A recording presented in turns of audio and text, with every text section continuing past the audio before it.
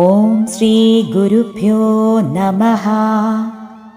ഭ്രുവൗ ഭുഗ്നി കിഞ്ചിത് ഭുവനഭയഭംഗവ്യസനിനി ദ്വിതീയേ നേത്രാഭ്യാം മധുകരരുചിഭ്യാം ധൃതഗുണം ധനുർമന്യേ സംവേ തരകരഗൃഹീതം രതിപതേ പ്രകോഷ്ഠേ മുഷ്ടൗ ച സ്ഥഗയതി നിഗൂഢാന്തര മുമേ.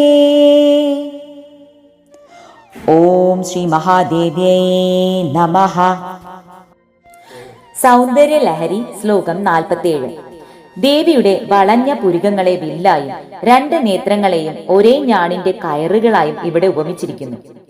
ഇവിടെ മന്മഥൻ ഈ വില്ലിനെ തന്റെ ഇടത് കൈയിൽ പിടിച്ചിരിക്കുന്നതിനാൽ വില്ലിന്റെയും ഞാണിന്റെയും മധ്യഭാഗങ്ങൾ മറഞ്ഞിരിക്കുന്നു. കണ്ണുകൾക്ക് നടുവിലുള്ള ഭാഗത്തെ കാമദേവന്റെ കൈയിലെ വിരലുകളായിട്ടാണ് ഇവിടെ വർണ്ണിക്കുന്നത്. പുരികങ്ങൾ മന്മഥന്റെ വില്ലാണെന്ന് പറയുന്നതിൽ നിന്ന് തന്നെ അതിന്റെ മനോഹാരിത നാം മനസ്സിലാക്കേണ്ടതാണ്. കോപം വന്നാൽ നാം പുരികം ചുളിക്കുന്നു. ദേവിയുടെ പുരികങ്ങൾ കോപം കൊണ്ടാണോ വളഞ്ഞിരിക്കുന്നത്?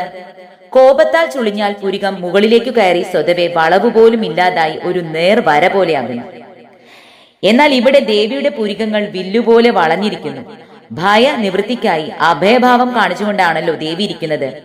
അതേസമയം തന്റെ മക്കൾ ഭയപ്പെടുന്നുവല്ലോ എന്ന വ്യസനം തോന്നുമ്പോഴാണ് പുരികം ഇങ്ങനെ വളയുക. ദേവിയുടെ ഭാവം ഇവിടെ വർണ്ണിക്കുന്നത് ഇങ്ങനെയാണ്. ദേവി വ്യസനിനിയായിട്ടാണ് ഇരിക്കുന്നത്. എന്തിനാണ് അമ്മ വ്യസനിക്കുന്നത്? പുരികം വളഞ്ഞ് ദേവി ചിന്താകുലയായി കാണപ്പെടുന്നു. ഇതിന്റെ സാരം എന്താണ്? ഉള്ളിന്റെ ഉള്ളിൽ ദേവി ആനന്ദ ലഹരിയിലാണ്. എന്നാൽ ലോകജനനിയുമാണല്ലോ അമ്മ. ലോകരാകട്ടെ സംസാര സാഗരത്തിൽപ്പെട്ട് രക്ഷപ്പെടാൻ വഴി കാണാതെ തപിക്കുന്നു.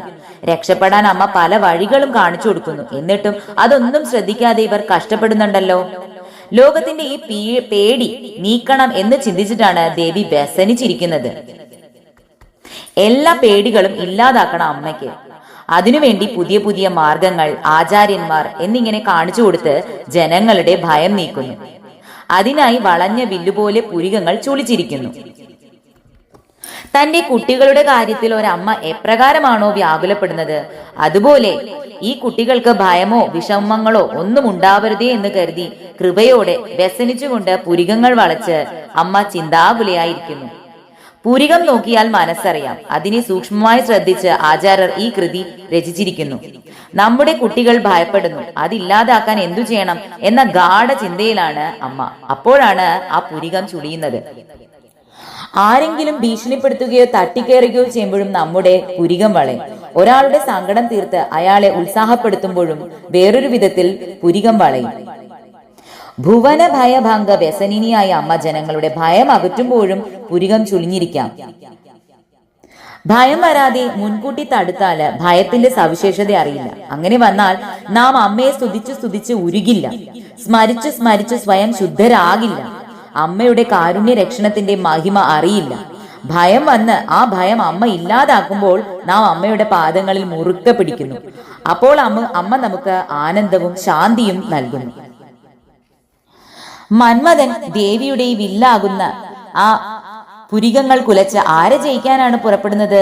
മറ്റാരെയാണ്? ശ്രീ പരമേശ്വരനെ തന്നെ. അവിടുന്ന് ഏതു നിമിഷത്തിലും ദക്ഷിണാമൂർത്തിയായി ഏകാന്തതയിൽ ധ്യാന നിമഗ്നായി ഇരിക്കത്തക്ക വിധം ലോകജനനിയോടൊപ്പം ലോകപിതാവായി അനുഗ്രഹവർഷം ചൊരിഞ്ഞുകൊണ്ടിരിക്കുവാൻ വേണ്ടി മന്മഥൻ എപ്പോഴും തനിക്ക് സിദ്ധമായ വില്ലിനെ ഞാൻ പൂട്ടി വെച്ചുകൊണ്ടിരിക്കുന്നു. ദേവി കൊടുത്ത ശക്തി, ദേവി നൽകിയ ഭിക്ഷയാണ് മന്മഥന് ഈ അധികാരം.